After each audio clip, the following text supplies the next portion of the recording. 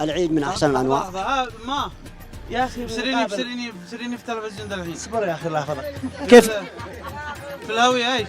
طيب في الهوية. يلا. سلم عليها قول لها كل عام وهي بخير. انت بخير معك. كيف العيد في حي؟ والله ما انت شو تطلع قدام امك بالكاميرا عادي؟ خلاص كده انا بس خليني اكمل. ماذا احنا على شيء مولد انا الرجال بين حسن هذا توتر. هذا توتر قوي والله. الشيء زلط. السؤال خليتنا نحبهم ولا شيء. طيب انت بدك بتذلنا ضيف سنة. نعيد السؤال مرة ثانية. ما اسم ام رسول الله؟ من ابي الله يحفظك. يا عمنا ما يصلح. حسبي الله ونعم الوكيل. لو سمحت يا اخي لو سمحت. لا يا اخي طهرك انا الله يحفظك. والله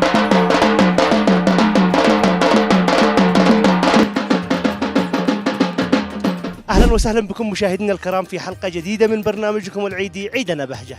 اليوم نحن في منطقه مختلفه، منطقه جميله وهي الحطيب شرقي حرز. هنا ننقل تهاني الناس، نتعرف كيف يقضوا اجواء العيد، فخليكم معنا. ما فيهاش حاجة يعني إلا غبار ودنيا تعبانة. بس صنعاء تظل حالية، صنعاء حالية أيام المطر. الله يسعدك يا حبيبي وكل عام وأنت بخير. طيب من خلال هذا البرنامج لمن حاب توجه التهنئة؟ لأبناء الشعب اليمني ولكل شخص وللوالدة وللوالد. والوالدة. السلام عليكم. وعليكم السلام ورحمة الله وبركاته. كل عام وأنت بخير وصحة وسلامة. وبصحة وعافية. تعرف اسمك؟ هاني يحيى جرمة. والله والنعم. أنت من أبناء منطقة حرز؟ من أبناء منطقة حراز بس ساكن في صنعاء. طيب إيش معك هنا؟ ساكن في صنعاء وفي البلاد ما شاء الله. أنت الآن جيت إجازة عيد ولا؟ عيد ودورة. أنا جاي لهنا وشايف الدنيا زحمة والناس والسيارات. إيش سبب توجه الناس في الأعياد وفي المناسبات إلى الحطيب؟ التوجه شقادة ممنوع يعني جميع هذا ممنوعات. أيوة هانا نظافة. هانا عندنا النظافة والنظام. نظام ونظافة هانا عندنا موجودة. أهل الحطيب وسكان الحطيب كيف يقضوا طقوس العيد؟ يعني كيف يقضوا العيد هنا؟ كيف؟ هل في اختلاف من الحطيب لا صنعاء؟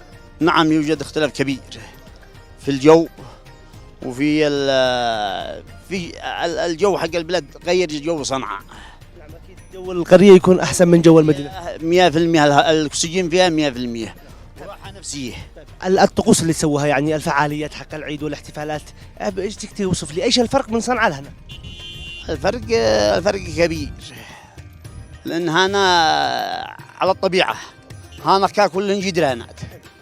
من أول ما يبدأ صلاة العيد لا ما تخلص المغرب، كيف تبدأ يعني كيف يبدأ العيد عندكم؟ صلاة وبعده ايش وبعده ايش؟ بعد الفجر، بعد صلاة الفجر نروح دورات. هنا في الحطيب في شبام في الشارقة، يعني في شرقة حرز كامل. طيب الأوقات ممنوع في حرز كلها أو هو ممنوع في الحطيب هو ممنوع عندنا في الشرقي كامل القعد، حتى ان احنا قلعنا شجرة القعد كامل. وايش استبدلتوها؟ شجرة البن بالذهب. يعني يسموه شجرة البن والذهب. الذهب هو يعتبر الذهب الأسود. طيب هل المدخول العائد من شجرة البن وشجرة القعد أين الأفضل بالمدخول؟ 1000% من شجرة البن أفضل من شجرة القعد. ايش توجه للمزارعين من نصيحة؟ أنا أوجه للمزارعين النصيحة إنهم يقلعوا شجرة القعد ويغرسوا شجرة البن، لأنه يعيد لليمن كامل مش إلا للشخص نفسه، يعيد لليمن كامل يعني عايد كبير. والبن اليمني يعتبر من أجود أنواع البن في العالم. أجود أنواع البن هو البن اليمني في العالم كامل. من خلال هذا البرنامج عيدنا بهجة من حاب تهني؟ نهني الشعب اليمني بالعيد، العيد الكبير هو عيد الأضحى. نهنيهم بالعيد الكبير والقيادة. وكلمة لأخواننا في غزة. الكلمة لأخواننا في غزة أن ينصرهم الله على العدو الصهيوني. يحفظك وأنا سعيد جدا باللقاء معك وكل عام وأنت بخير مرة ثانية. مع السلامة. السلام عليكم. والسلام. وكل عام وأنت بخير. وأنت من مالك مستحي؟ تعال أنت من العايدين. الله يعيدكم من السلام. ايش اسمك؟ حسين أحمد الحضري. كيف العيد في الحطيب؟ ما مشي الحمد لله. صنعاء ولا تعز ولا أي محافظة غير الحطيب بالعيد هذا؟ صرت حضرين بلادي. حضري. أنا في شرقي حرز. كم حصلت عزب العيد هذا السنة؟ عندنا ما فيش عزب، كان معنا عرس، كان أنا مشغول. يعني ما طلبش الله هذه السنة؟ ما شاء الله. عوضنا العيد الثاني إن شاء الله. الله يحفظك. طيب من حبتها؟ عليكم السلام. كل عام وأنتم بخير. الجميع. الجميع من العايدين. ما انتش عارف؟ طيب نتعرف على اسماءكم. برهان الدين طاهر ناصر الصوت. وانت؟ حسين جوهر محمد اسماعيل الصوتي. انت من الشيخ جوهر؟ نعم. حسين احمد الحضري. عدنان عبد الكريم العروي. عامر عبد الحسين الحازي. سيد الدين علي فتح الله. وين درسك؟ روح. روحان. طيب كيف العيد في حراز؟ تمام. يعني ايش الحالي في حراز ايام العيد؟ شيء حالي الأجواء المناظر. النادي معنا نادي يعني حالي نلعب فيها الكرة الجي. أهم شيء عندنا ورجعت البلياردو. بعد شيء هذا مش حراز، هذا باريس. طيب ويوم العيد ايام العيد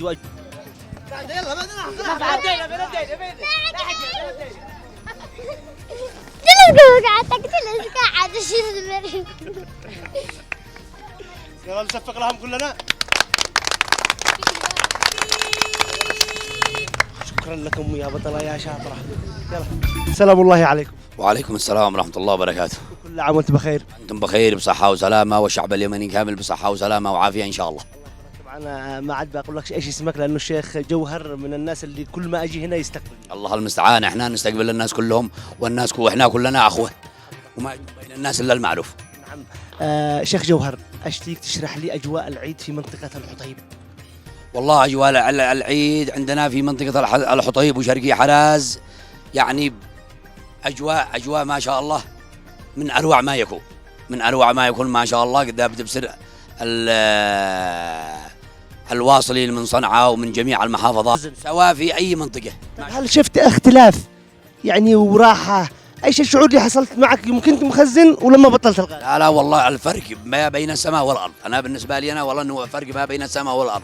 جلست مع عيالي بين يعني الفروض الخمسة بين الديهن، بين يعني تلاوة القرآن يوميا بنديها يوميا. مش عمله صح لي ما بيخزنش له ما بيفعل شولة ما بيصليش ولا ما بيقراش قرآن، بس أنا بالنسبة لي ما حسيت أنا وجماعتي يعني الفرق شاسع قوي بأمانة يعني. نعم.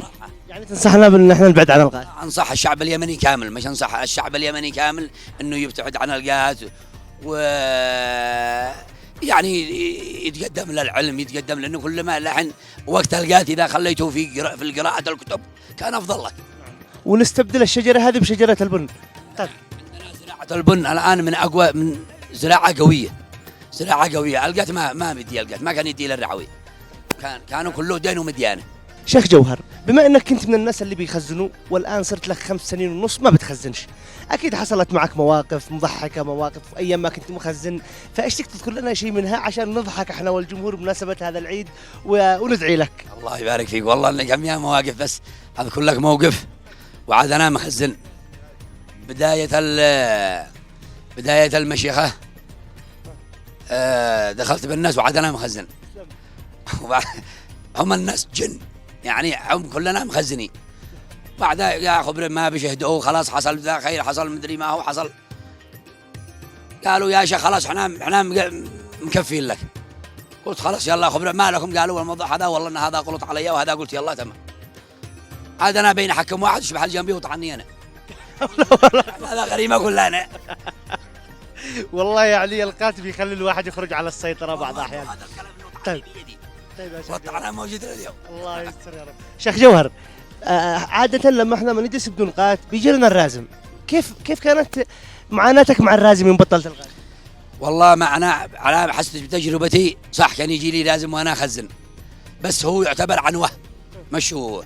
كان واحد يقول لي على الله يكرمك حذاء تحت المتكه خرج الجنب يطلع حاجه جنب راسك، وهنا هذا من الجاهليه ماشي. ما هو بيجي رازم سطله ما خزنش، واحد بيجي له الرازم بعض الاحيان بيرجموه بالراس جبل. يا اخي ما بشيء الراس جبل من حيطلعك وانت راقد حيجي يتحملك. شيخ جوهر الله يسعدك، بمناسبة هذا العيد من حاب تقدم تهنئة لمن؟ والله يهني اولا الشعب اليمني كامل بمناسبة العيد الأضحى المبارك، وأتمنى للشعب اليمني أنهم في صحة وسلامة وسعادة، وأن الله سبحانه وتعالى يحفظ البلاد والعباد. وأتقدم بالشكر الجزيل لأصحاب بلادي أصحاب شرقي حراز واليمن كافة. حفظك ربي. وبمناسبة هذا العيد نشتي كلمة لإخواننا في غزة. أخواننا في غزة نتمنى لهم من قلوبنا نتمنى لهم من قلوبنا أن الله يرفع عنهم الحصاء ويحفظهم ويدي لهم الصحة والعافية والنصر. وكل عام وأنت بخير وصحة وسلامة مرة ثانية. أنتم بخير وصحة وسلامة وأهلا وسهلا بكم فوق العين فوق الرأس. يحفظك ربي. أهلا وسهلا. مشاهدينا الكرام، وكما عودناكم في كل حلقة لابد أن يكون في موقف نحرج به الناس أو نسويه مقلب أو نستفز الناس، ومعروف معنا أكثر واحد مستفز باليمن. الأخ كمال اليوم بيقول لنا إيش بيقدم لنا بهذه الحلقة وإيش عنده هو في جعبته.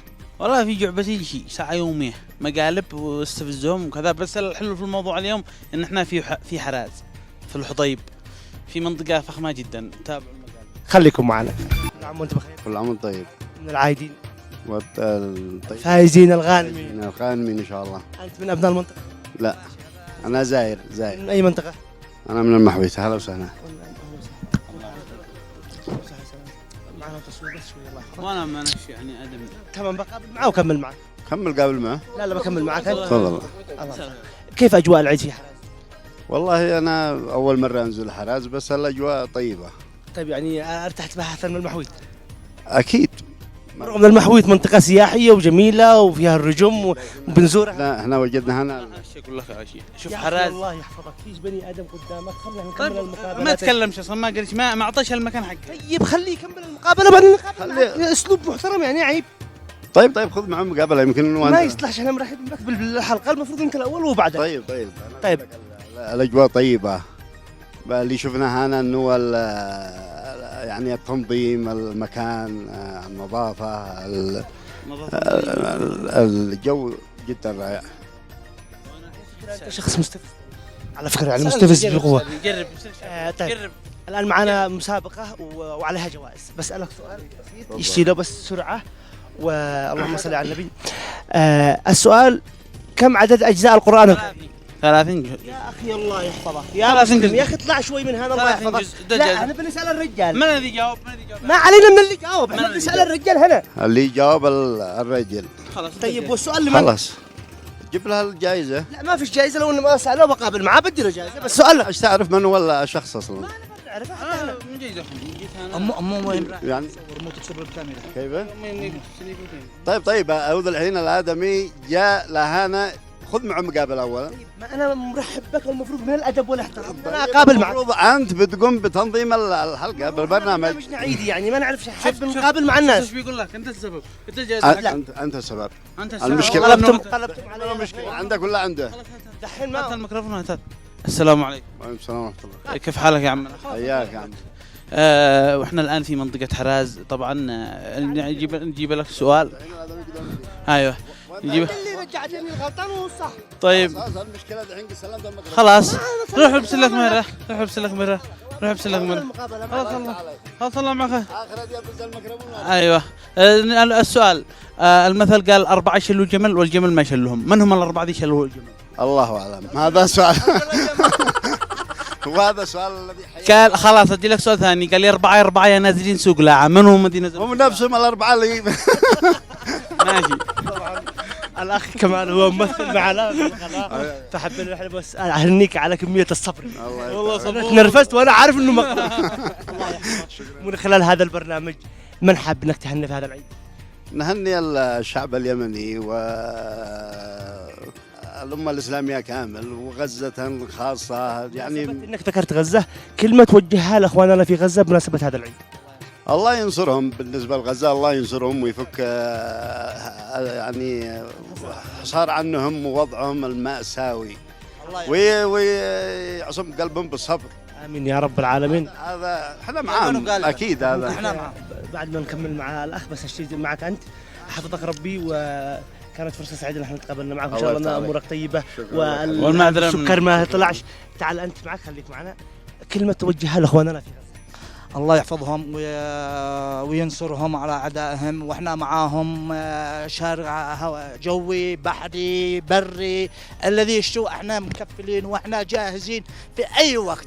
حفظك ربي. وهذا أي وقت احنا يقولوا لنا لبيك واحنا لبيك يا أقصى، واحنا بعدهم ولبيك يا أقصى. ولا هي غريبة عن الشعب اليمني. حفظكم الله وكل عام وانتم بخير، واستمتعوا إن شاء الله في العيد وفي أجواء العيد. حفظكم الله. مشاهدينا الكرام مستمرين معكم من هذه المنطقة الجميلة، من منطقة الحطيب شرقي حراز، ومعنا فقرة جوائز.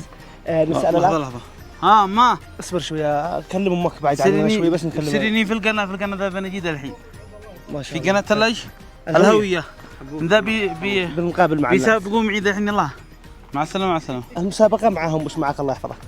المسابقه معاهم. لا سلسل احنا اخوان. معنا يا حبيب قلبي 3 جائزة، كل 3 أسئلة، كل سؤال عليه 10,000. تمام؟ على كم؟ على 10 الأسئلة لهم تطلع بالتلفزيون عشان أمك تشوفك، وكل عام وأنت بخير يا أمه. خلاص السؤال الأول عادي يعني. كم عدد أجزاء القرآن؟ 30 لو سمحت. في سابر ها؟ لو سمحت خلينا نكمل معهم. جاوب كيف مش سابر؟ طيب جاوب خلاص يا الموقع أول سؤال لك. أول سؤال لك. الموقع. خلاص تمام. شكرا. الله يحفظك اخواننا من تعب صح؟ والله والنعم. الله يسعدكم. السؤال الثاني ما اسم بنت رسول الله؟ فاطمة.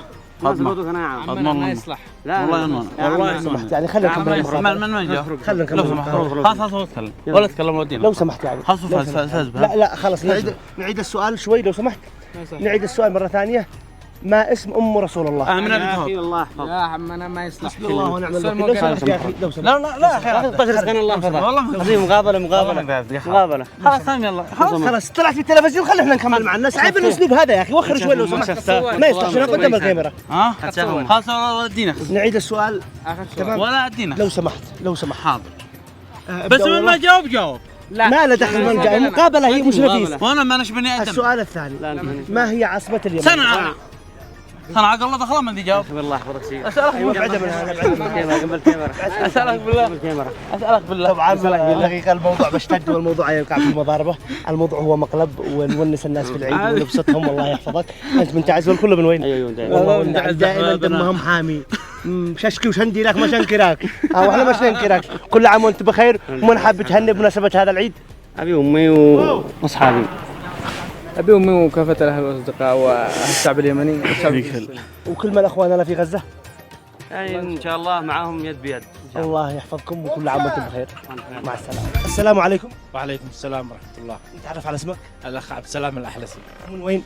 من شرقية حراز.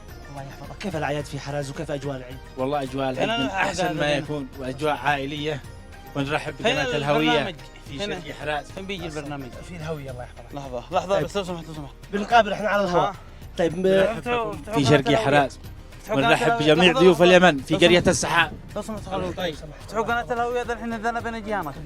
ونرحب بكم ليش جميعا. سميت قرية فوق السحاب؟ لأنها هنا بنية أعلى مسجد في العالم. لا تاريخ والبيطر الله يحفظك. ما عندك شنو؟ والله المفروض هذا اليوم البيطرة في المسالخ لأنه عيد اللحمة وعيد هو بالمسلخ. أيوه تكملنا. أيوه. طيب على سؤال وعليه جائزة. سؤال بسيط جدا واللي بيجاوب عليه بنعطيه جائزة. كم عدد أجزاء القرآن؟ 3. والله يعني ما بتشوفوش بالمراية. هذا كله عادي صح نسك ضيضة.